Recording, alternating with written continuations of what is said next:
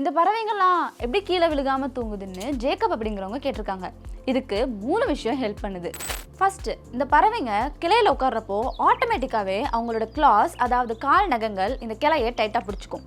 ரெண்டாவது, தூங்கும்போது கூட இந்த பறவைங்க கொஞ்சம் கான்ஷியஸாகவே இருக்கும். இது ஏன்னா அவங்களோட ஒரு சைடு ஆஃப் பிரெயின் எப்பயுமே ஆக்டிவாகவே இருக்கும்.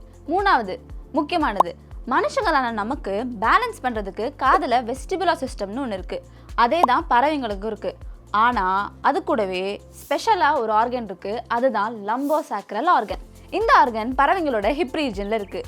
இது பறவைங்க தூங்குறப்போ கீழே விழுகிற மாதிரி இருந்தால் அதை சென்ஸ் பண்ணி நர்வஸ் சிஸ்டம்க்கு அனுப்பும். அங்கேருந்து வர சிக்னல் பறவைங்களோட கால் அண்ட் வால் பகுதிக்கு வந்து பேலன்ஸ் மெயின்டைன் பண்ணும்.